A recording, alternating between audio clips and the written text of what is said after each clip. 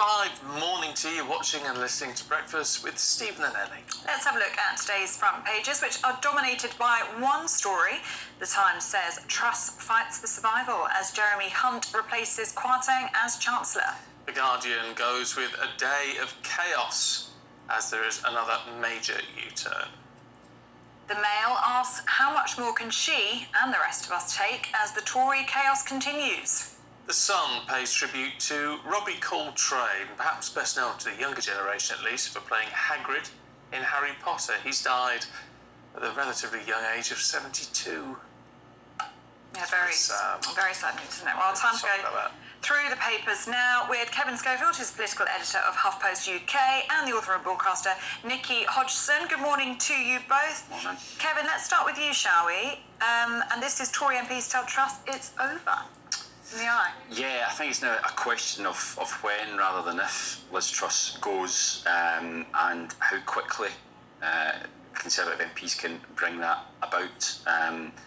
Yesterday was meant to be the day when she attempted at least to draw a line under it by bowing to the inevitable and U-turning on increasing corporation tax.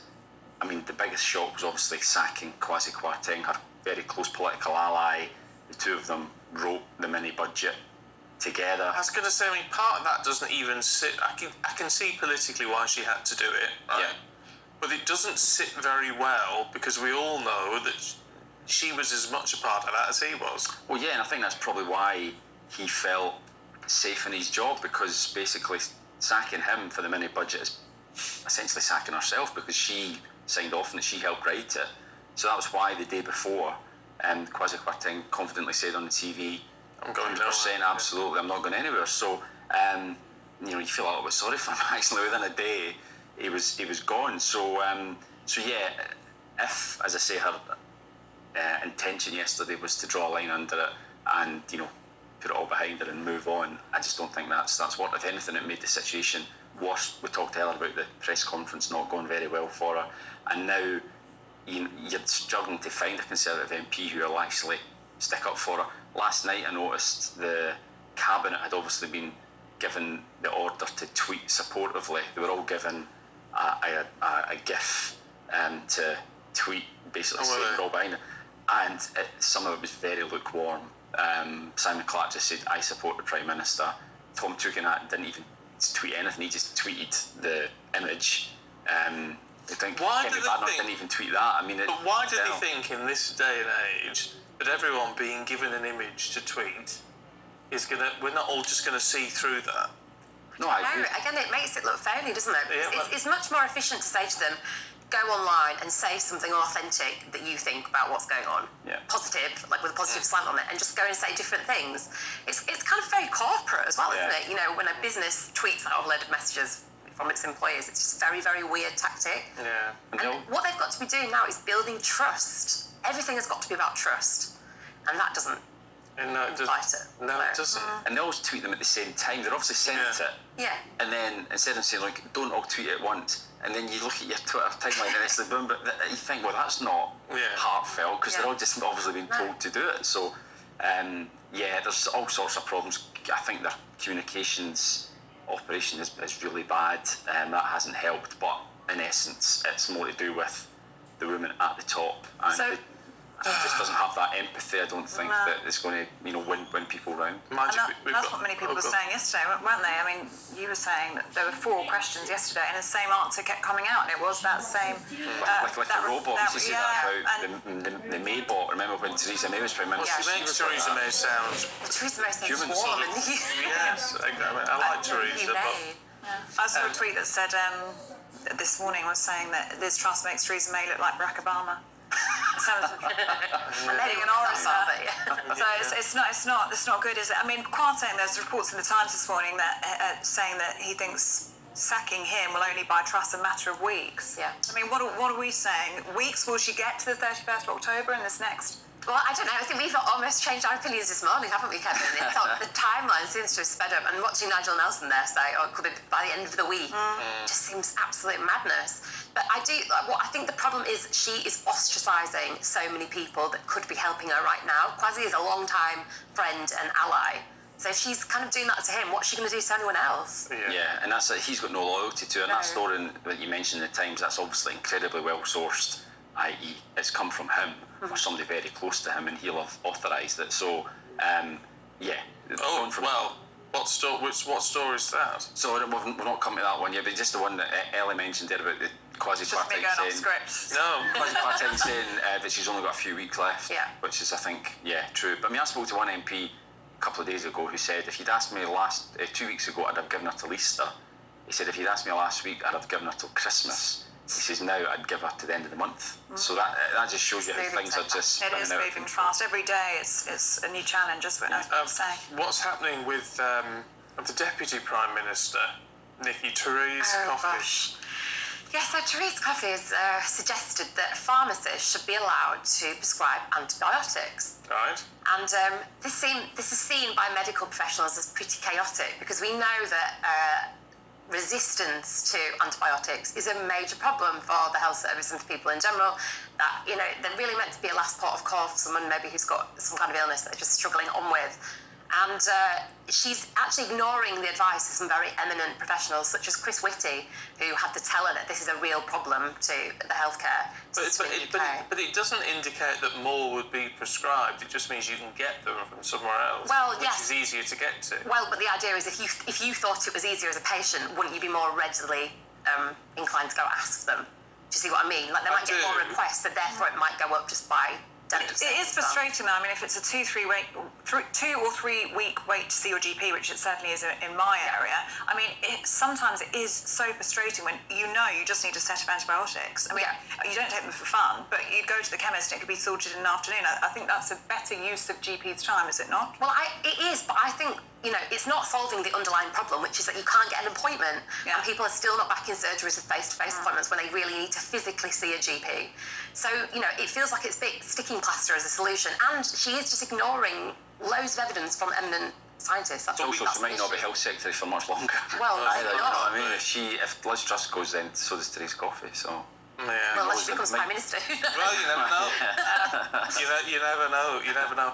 Let's have a look at the Sun then, Kevin, and Trexit, as they're calling it. Yeah, I mean, this, I think I've chosen this one because it's significant. I think this morning that Conservative supporting newspapers appear to have turned on her now as well. We'll maybe come to the Mail next time round, but it's just, there's a sense when you read this story, the language that they use is basically, you know, she junked her mini budget, chucked her Chancellor, but you know, she's in turmoil, no sign of contrition in the 8-minute press conference, lame duck, she's lost control. I mean, it's just, they've gone from being supportive not so long ago, just a few weeks ago. The lady's not turning last week, wasn't it? Yeah, and the Sun is very good at picking up the public mood and also the mood of Tory MPs, and if they're writing stories like this now saying Trexit, i.e. she's off, it's going to be bang on the money. Well, it is, I mean, you mentioned them. I mean, their headline is that one. How much more can she and the rest of us take?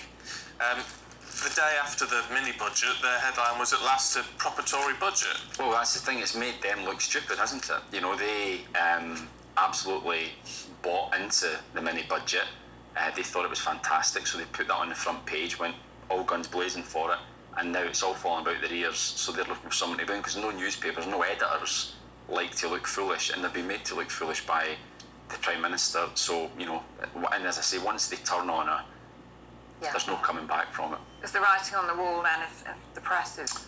I would say so, and you know, there's a column here by Trevor Kavanagh, obviously a highly experienced former political editor of the Sun, and he describes her as a dead parrot, nailed to her perch by Tory MPs terrified of a suicidal election. So he's basically saying that she's toast as well. This is the thing though, if it goes for general election, is it going to be a wipeout? That's what Conservative MPs will be thinking now. Well, yeah, but it's always that thing, isn't it? Before an election, the polls always say, oh, it will be a landslide for the other party, you know. But I still feel that Labour lacks the oomph to really take power, actually. And I think when it came to it, actually often voters, when they get to the polling booth, sort of think, oh, maybe I won't take that risk and vote for that party that might be better. Maybe I'll just do what I always know. Or maybe I'll spoil my vote, or maybe I won't bother voting. I think we would have very low voter turnout if we had an election in the next couple of months. Which is interesting. isn't it? I mean, it's going to be one or the other, either very low or very high. Yes. Yeah. But I mean, probably it would work in Labour's favour, that wouldn't it? Because you imagine the Labour supporters would be getting out there. It's see it as their chance. Absolutely. There's a lot of Tory voters who perhaps would go, I just can't be bothered, yeah. But, I mean, if Labour can't take it at the next chance, that's it. I don't They might see as the well point. pack up and They go. might as well Don't pack up win and for- go home. yeah. Because it's an open goal at this stage. Yeah. it is. Yeah. Right, what are we looking at next? Let's look at The Crown, shall we, Nikki? Let's change tack a little bit. Let's go to the Telegraph. This is Prince William reportedly unhappy with the Netflix show because we're in that period in The Crown now when Charles and Diana's marriage is on the rocks. Yeah, so actually, I think this article's a bit disingenuous, which is not something I wouldn't usually say, but we know how Prince William feels very strongly about the interview, the Bashir interview with Diana, the BBC interview, which was basically faked, and she was manipulated into doing it. And he's come out, kind of unequivocally said, it should never be shown again on the BBC, and the BBC have agreed, actually, to that. But actually, in this piece, he hasn't directly said it shouldn't be part of The Crown. A source has said, we know what he thinks about the BBC, and therefore we can presume what he would think about Netflix profiteering, but he hasn't actually said that, so I think it's really important to make that distinction.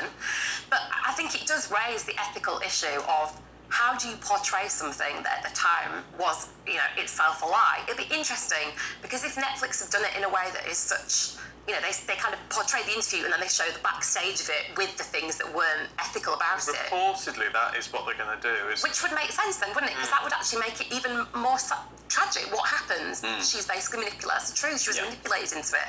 And then she starts to get paranoid and then things fall apart. This is where we get confused, because people treat it as a documentary series and it's a drama. Well, exactly. And ultimately, The Crown has been around for a long time now. It has its own kind of artistic license. You can feel what you feel about it, but it isn't facts and it isn't history. Yeah. So, but I think the important point about this is that Prince William hasn't actually said that. So. No. Fair point. I still have never seen it. No, it's very good. Very, very good. I think it's really been watched a lot in the past month, obviously, since the Queen's passing. Yeah, it's gone right up the Netflix. When you go on Netflix, it tells you, what's hot right now, and The Crown is right up there for obvious reasons. Apparently she watched it. It is reportedly. It's fascinating to watch it and think, what do they think of it? Yeah. That's always at the back of your mind. always- You would watch You would be tempted, wouldn't you? If course it was you a would. program about yourself. Oh, Yeah. No, you wouldn't want to watch that. No. No, you would. Oh, no. Can you imagine listen, well, that isn't right, and that isn't right, and that isn't right. It would spoil your enjoyment a little bit. I'd just get annoyed. I mean, it's like, I don't read all that sort of Unless nonsense they've on got a positive Wikipedia and all that sort of thing, which Yeah. people just sit there and make up on. Yeah. Doesn't mean any of it's true. I think it is generally very beautifully done, but I do think, as you say, Nikki, I wonder how they feel watching it, especially Prince William and Prince Harry. I mean, for a mother who's no longer here, to watch those really painful last few months, it must be really, really difficult. Okay, should we look at mortgages, Kevin? We've got time just to quickly look at that on the Yeah, just to say, we talk about the personalities at Westminster, but this is real world stuff. This is what it means when interest rates go up because of political choices. 5,000 more on average, £5,000 more a year on people's mortgages by 2024, which incidentally is also the time when we're supposed to be having the next general election. It might be sooner, right enough, but pity the government going into the next election if people's mortgages have been up that high, because they'll look for someone to blame and they'll probably blame the government. £5,000, that is a lot of money. Well, let's hope everything gets brought back under control long before then. Otherwise, it's going to be repossessions, isn't it? That's what we're going to see. Yeah, in we are. 2023. We are. Not good at all. Look, thanks both. Nikki, Kevin, we'll catch up with you both a little bit later on.